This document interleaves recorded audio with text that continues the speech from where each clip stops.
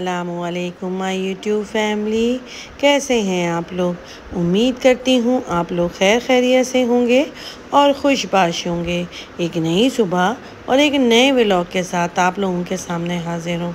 चांद रात तो तकरीबन हम लोगों ने जाग के ही गुजार दिया था और उसके बाद जो है मैं थोड़ी देर के लिए सो गई थी और बेटे तो मेरे जाग ही रहे थे कि हम लोग जो है अब नमाज़ पढ़ के और बकरा ज़बह करवा के आके फिर ही हम लोग सोएंगे।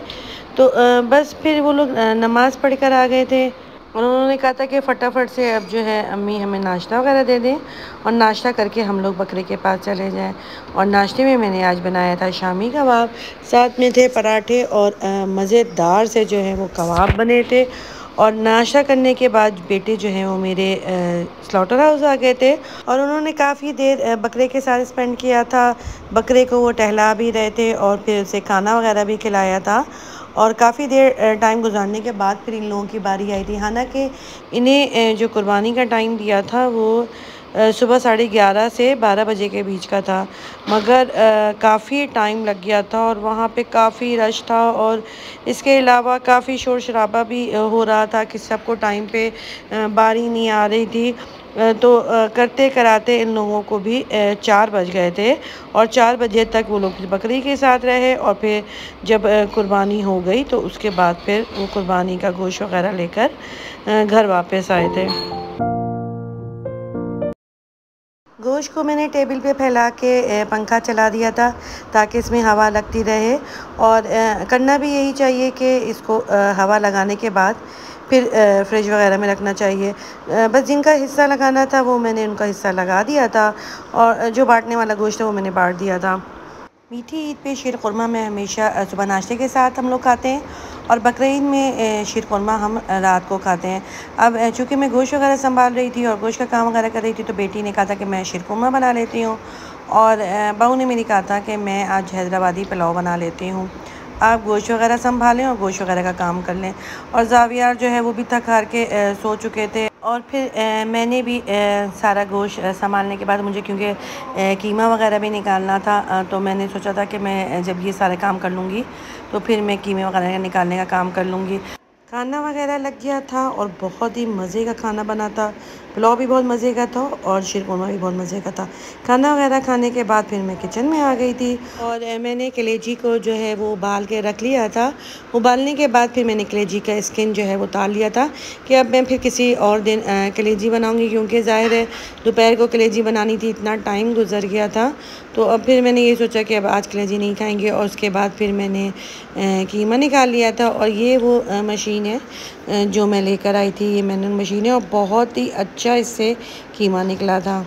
इस मशीन को लेने से कम ये फ़ायदा हुआ है कि हर साल जो हम कीमा बाहर से निकलवा के मंगवाते थे अब उससे हमें जो है आसानी हो गई है।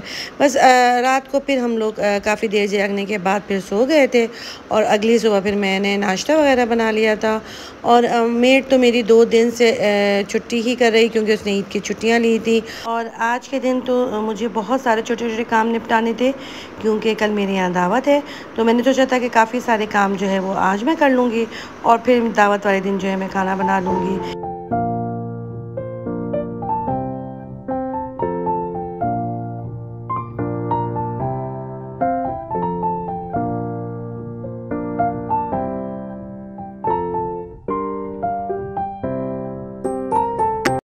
बस वही काम निपटाते निपटाते शाम हो गई थी और उसके बाद फिर मैं किचन में आ गई थी। तो मैंने ये सोचा था कि आज बस आसानी वाला जो है मैं वो खाना बना लूँ और जो फटाफट भी बन जाए, ताकि फिर जो दावत से रिलेटेड जो चीज़ें वगैरह बनानी हैं उनमें मसाला वगैरह लगा के रख दूँ। तो आज खाने में मैं बना रही हूँ चिकन का कढ़ाई गोश्त। और आप लोगों ने अगर अभी तक मेरे चैनल को लाइक और सब्सक्राइब नहीं किया है तो फटाफट से लाइक भी कर लें और सब्सक्राइब कर लें और बेल आइकन का बटन दबाना मत भूलिएगा ताकि आने वाली वीडियोस का नोटिफिकेशन आप लोगों को मिलता रहे।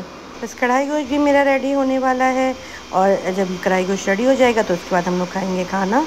और खाना खाने के बाद फिर हम लोग थोड़ी देर के लिए बाहर गैराज में आके बैठ गए थे। और आज तो इतनी ठंडी हवा चल रही थी कि दिल बिल्कुल भी नहीं चाह रहा था कि घर के अंदर जाएं।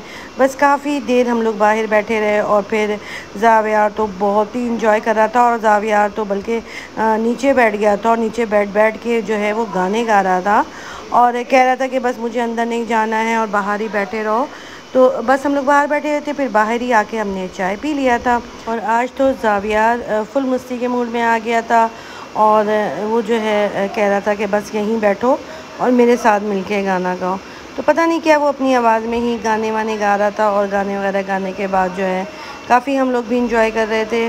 शुक्र है कि जो इतनी गर्मी पड़ रही थी, गर्मी का ज़ोर ख़त्म हुआ है और कम से कम इतना तो हो गया है कि दोपहर को अगर गर्मी है तो रात को बहुत ठंडी हवाएं चलती हैं। तो कम से कम काफ़ी सुकून मिल जाता है कि आप बाहर आके बैठ जाएं और ठंडी ठंडी हवाएं चल रही होती हैं। और सुनाइए कि आप लोगों की ईद कैसी गुजरी और आप लोगों ने कुर्बानी में क्या जानवर किया और कितना इंजॉय किया और कितनी दावतें वगैरह आप लोगों की हुई और आप लोग कहाँ कहाँ पे गए। बकरा ईद में तो अमूमन ऐसा ही होता है कि पहले और दूसरे दिन तो अक्सर लोगों के घर में कुर्बानी होती है और फिर उसके बाद ही दावतों का सिलसिला शुरू होता है।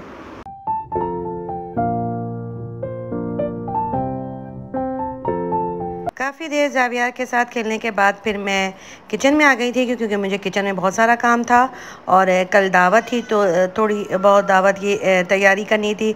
चीज़ों में मसाला वगैरह लगा के रखना था तो फिर मैंने कहा मैं चीज़ों में मसाला वगैरह लगा के रख देती हूँ क्योंकि वो फिर जितनी भी देर लगा रहे वो उतने ही मज़ेदार और जायके में अच्छा हो जाता है। कीमा तो मैंने कल ही निकाल के रख दिया था। तो मैं अब जो एक डिश बना रही हूँ वो कबाब फ्राई है। तो कबाब फ्राई की तो रेसिपी आप लोगों ने मेरे पिछले व्लॉग्स में देखी हुई है। अगर आप लोगों को इसकी रेसिपी चाहिए तो वो मैं डिस्क्रिप्शन में इसका लिंक दे दूँगी, वहाँ से भी आप जाके देख सकते हैं। चिकन भी मैंने निकाल के रख दिया था क्योंकि मुझे फ़िश ब्रेड बनाना था। तो फिर मैंने सोचा था कि मैं आज ही इसका जो डो है वो गूँध के रख देती हूँ। तो मैंने डो भी गूँध के रख दिया था। साथ ही फ़िश ब्रेड के लिए जो मुझे मिक्सर बनाना था उसके लिए मैंने चिकन निकाल के रख दिया था।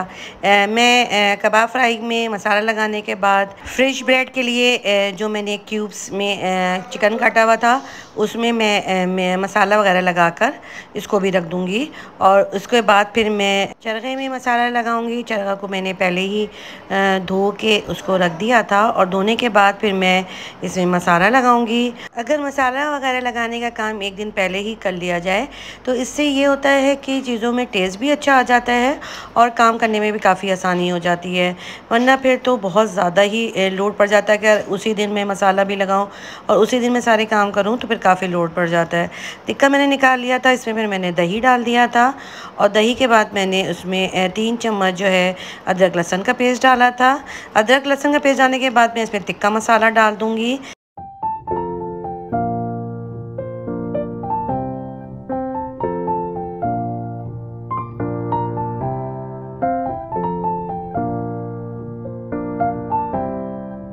और मैंने इसमें नींबू भी निचोड़ दिया था और इसमें मैंने चिली सॉस डाला था और मैं इसमें थोड़ा सा जर्दी का रंग भी डाल दूँगी ताकि इसमें जो कलर है वो अच्छा सा आ जाए। सारी चीज़ें डालने के बाद मैं इसको अच्छी तरह से मिक्स करूँगी और मिक्स करने के बाद इसमें कुटी हुई लाल मिर्च डाल दूँगी, साबित धनिया कुटा हुआ डाल दूँगी, साबित ज़ीरा डाल दूँगी कुटा हुआ और थोड़ा सा गरम मसाला डाल दूँगी और फिर ये सारी चीज़ें डालने के बाद उसको अच्छी तरह से मिक्स कर लूँगी।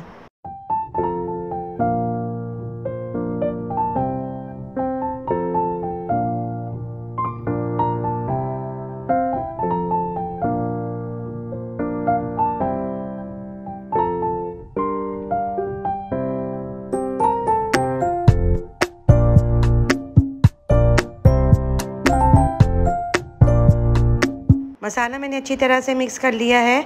अब मैं इसको ढक के फ्रिज में रख दूँगी। मसाला वगैरह लगाने का काम मैंने कर लिया था। अब मैंने ये जो सारी चीज़ें कर ली हैं इससे कल ये है कि मुझे बहुत आसानी हो जाएगी। बस इसके बाद हम लोग सो गए थे और फिर सुबह मुझे ज़ाहिर है जल्दी उठना था क्योंकि मुझे मेड से काम वगैरह भी करवाना था क्योंकि 2 दिन से वो आ भी नहीं रही थी। तो फिर घर भी काफ़ी मैसी हो गया था तो मुझे सफाई वगैरह भी करवाना थे, फिर साथ में अपने कुकिंग वगैरह का भी काम करना था। सुबह उठने के बाद मैं किचन में आ गई थी और फिर मैंने नाश्ते में पराठे और अंडे वगैरह बना लिया था। शुक्र अल्हम्दुलिल्लाह नाश्ता वगैरह का काम मेरा कंप्लीट हो गया था। अब मैं जल्दी से फटाफट से नीचे आ गई थी और फिर मैंने जो कहा कि मैं सबसे पहले खाने पकाने का काम कर लूँ। मेरी हमेशा से ये आदत है कि मैं मीठा जो है वो सबसे पहले बनाती हूँ। मैंगो डिलाइट तो बेटी ने रात को ही बना के रख दिया था। मैंने सबसे पहले जो है खाना बनाने से पहले शीरकुरमा बना के फ्रिज में रख दिया था।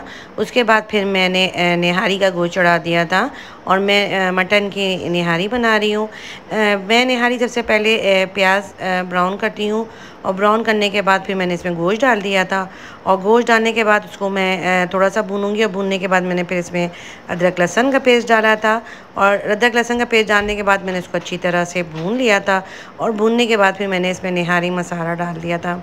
निहारी मसाला डालने के बाद मैं इसको अच्छी तरह से भून लूँगी और भूनने के बाद मैंने इसमें पानी डाल के इसको कुकर को जब बंद कर दिया था।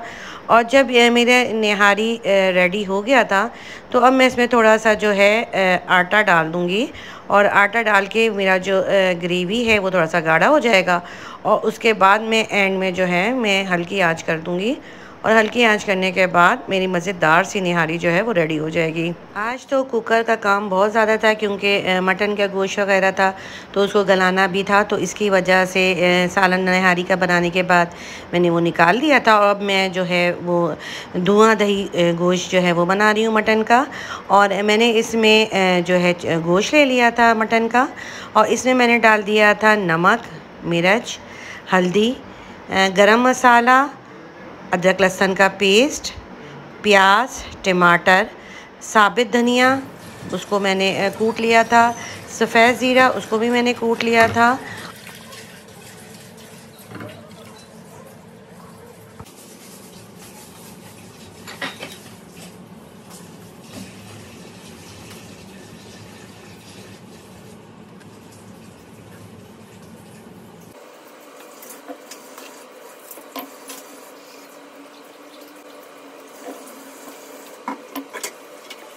टमाटरों का छिलका जो था वो मैंने उतार के डाला था।